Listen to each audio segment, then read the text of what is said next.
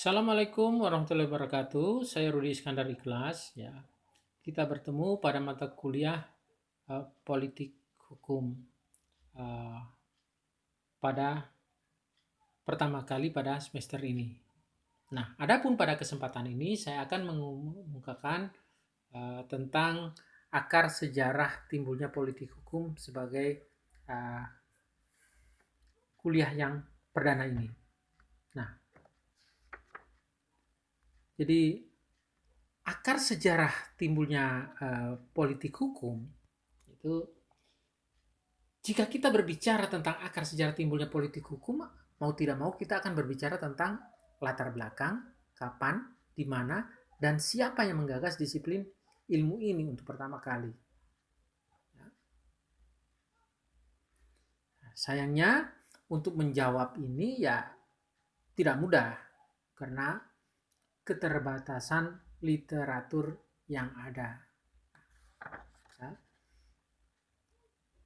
Jadi kalaupun ada yang membahas tentang itu sifatnya hanya selintas saja atau selayang pandang gitu.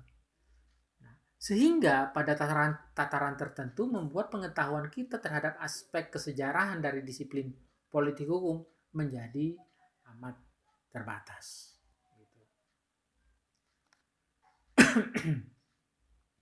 Nah, latar belakang ilmiah yang menjadi tujuan atau raison d'être kehadiran disiplin politik hukum, yakni rasa ketidakpuasan para teoritisi hukum terhadap model pendekatan hukum selama ini. Sebagaimana dipahami, aspek kesejarahan studi hukum telah berusia sangat lama, yaitu sejak era Yunani kuno hingga era postmodern sekarang ini. Nah, selama kurun waktu yang lama tersebut, studi hukum mengalami pasang surut, perkembangan, dan pergeseran, terutama yang berkaitan dengan metode pendekatannya. Nah, adanya pasang surut perkembangan dan pergeseran studi hukum ini disebabkan terjadinya perubahan struktur sosial. Nah, perubahan ini akibat dari modernisasi dan industrialisasi, kemudian politik, ekonomi, dan pertumbuhan piranti lunak ilmu pengetahuan. Analisis menarik yang disampaikan oleh Guru Besar Sosiologi Hukum Profesor Sacipto Raharjo yang mengatakan, pada abad 19 di Eropa dan Amerika, individu merupakan pusat pengaturan hukum. Ya, jadi individu itu merupakan pusat pengaturan hukum pada masa itu. Nah, sedang bidang hukum yang berkembang ya adalah hukum perdata. Tidak heran karena pusat pengaturannya adalah individu kan. Jadi yang berkembang itu hukum perdata yang menyangkut hak-hak keperdataan, kontrak, perbuatan melawan hukum. Nah, sedang keahlian hukum yang dikaitkan pada soal keterampilan teknis atau keahlian tukang atau legal craftsmanship. Ya. Jadi keahlian hukum pada masa itu lebih mengarah ke arah ini, keterampilan teknis atau keahlian tukang. Nah, orang pun merasa bahwa dengan cara memberlakukan hukum seperti tersebut, menganggap hukum sebagai suatu lembaga yang dan kekuatan independen dalam masyarakat. Maka lengkaplah sikap yang menganggap bahwa semuanya sudah bisa dicukupi sendiri. Hukum, disiplin hukum, metode analisis hukum, semuanya tidak membutuhkan bantuan dan kerjasama dengan disiplin ilmu yang lain. Nah, analisis normatif dan dogmatis merupakan satu-satunya cara yang dianggap paling memadai dan tidak diperlukan metode dan ancangan atau pendekatan ya, approach yang lain untuk membantu melakukan pengkajian hukum. Jadi mereka tidak memerlukan metode atau pendekatan yang lain untuk membantu melakukan pengkajian hukum. Cukup dengan analisis normatif dan dogmatif ya. Nah, metode normatif dan dogmatis demikian dipandang mencukupi kebutuhan, sedang hukum makin menjadi bidang yang esoterik. Ya artinya ya terkungkung begitu. Nah, Keadaan dan perkembangan demikian tentu berhubungan dengan peranan yang semakin besar dari hukum dalam mendukung dan mengamankan kemajuan masyarakat sebagaimana disebutkan. Ya. Kepercayaan yang semakin besar kepada hukum. Ya.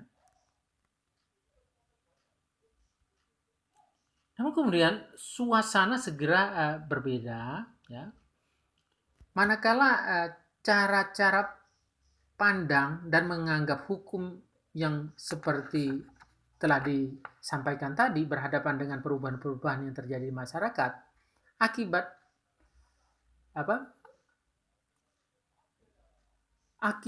keberhasilan dan modernisasi dan industrialisasi. Jadi ini keadaan menjadi berbalik begitu ya. Nah, kedudukan individu sekarang mulai tersaingi oleh tampilnya subjek-subjek yang lain. Artinya yang bersifat komunitas atau kolektif begitu. Nah, tidak semata-mata komunitas dan kolektif, tapi negara juga, karena dia kalau tadi yang bersifat privat, kini yang lebih mengarah ke arah yang bersifat publik begitu. Nah, bidang-bidang yang kemudian menjadi makin menonjol, ya, bukan lagi hukum privat, melainkan hukum publik, hukum administrasi, hukum sosial ekonomi. Muncul pengertian baru yang pada hakikatnya menggugat kemapanan dan keterampilan teknis sebagaimana yang telah diuraikan tadi dan menggantikannya dengan perencanaan, rencana begitu ya, ahli hukum sebagai arsitek sosial dan sebagainya. Sekarang hukum tidak lagi dilihat sebagai hal yang otonom dan independen, melainkan dipahami sebagai fungsional dan dilihat senantiasa berada dalam kaitan yang interdependen. Jadi tidak independen lagi, melainkan interdependen. Nah, interdependen dengan bidang-bidang yang lain dalam masyarakat. Nah, analisis yang dikemukakan oleh Raharjo, ya, Sacipto Raharjo, ahli sosiologi hukum kita, itu tidak jauh berbeda apa yang disampaikan oleh Donald H. Gerdingen. Dengan menjadikan sejarah hukum Amerika pasca Perang Saudara hingga tahun 1935 sebagai latar belakang pemikirannya, Gerdingen mengemukakan terjadinya pergeseran pemahaman teoretisi terhadap relasi antara hukum dan entitas yang bukan hukum. Ya, sesuatu yang bukan hukum gitu. Jadi senada dengan Profesor Sacipto Raharjo, Gerdingen menjelaskan bahwa pendapat beberapa aliran hukum konvensional yang menganggap bahwa hukum otonom dari entitas bukan hukum sudah ketinggalan zaman, ya, karena tidak sesuai dengan kondisi sebenarnya atau realitas yang ada, realitas sesungguhnya. Pendapat yang mengabaikan atau menafikan relasi hukum dengan entitas bukan hukum menyebabkan hukum cenderung membatasi diri pada hal-hal yang sifatnya teknis, sehingga permasalahan yang muncul akibat dari interaksi antara hukum dan politik misalnya, tidak bisa dijelaskan. Dengan menggunakan kerangka inilah kehadiran disiplin politik hukum dapat dipahami. Nah, dengan kata lain, politik hukum muncul sebagai salah satu disiplin hukum alternatif, ya, di tengah kebutuhan metodologis dalam memahami kompleksitas hubungan antara hukum dan entitas bukan hukum, terutama dalam kaitan studi ini, yaitu politik. Nah, kemudian siapa penggagas disiplin politik hukum? Siapa dan kapan sebenarnya yang menggagas dan mempopulerkan politik hukum sebagai disiplin hukum pertama kali? Hal ini tidak bisa dipastikan kapan disiplin politik hukum ini muncul pertama kali dan siapa penggagasnya. Cuma saja, ya, Van Apeldoorn dalam bukunya, buku klasiknya yang bertemakan Inleiding tot the Studie van het Nederlandrecht, ya, tidak pernah menyebut secara eksplisit, secara tegas, secara jelas begitu istilah politik hukum. Dan ia tidak pula menyebutkan bahwa politik hukum merupakan salah satu disiplin ilmu hukum. Namun, ya, tidak disebutkannya politik hukum sebagai bagian dari disiplin ilmu hukum dalam buku Apeldoorn itu, menurut Bambang Purnomo, Profesor Bambang Purnomo, bukan berarti pada saat itu akar-akar akademik disiplin politik hukum belum muncul atau Apeldoorn mengabaikannya. Bisa jadi ini hanya karena struktur keilmuan disiplin politik hukum belum secara mapan terbentuk. Gitu.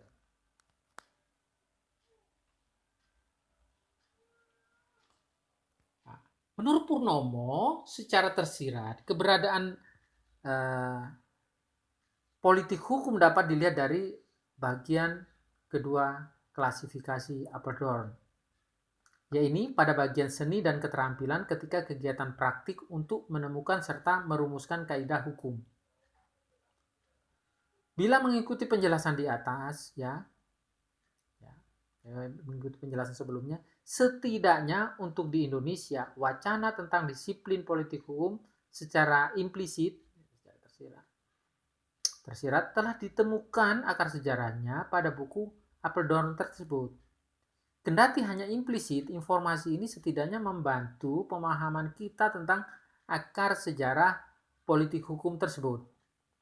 Dari penjelasan Bambang Purnomo itu, kita dapat melihat bahwa para pakar masih mengalami kesulitan untuk menjelaskan kapan politik hukum muncul pertama kali dan dijadikan sebagai sebuah istilah akademis dalam bidang hukum. Informasi terlama berkaitan dengan permasalahan di atas untuk sementara dapat ditemukan pada tulisan Supomo. Ya. Tulisan ini dipublikasikan pada tahun 1947.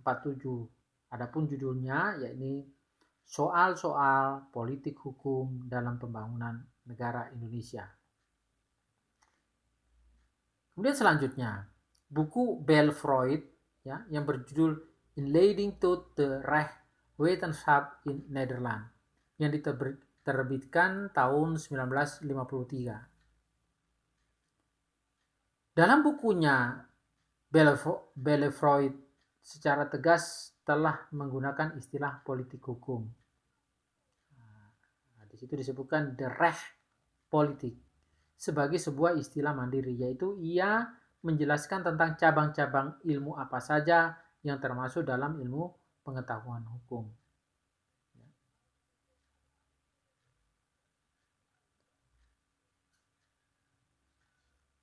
Kemudian informasi lain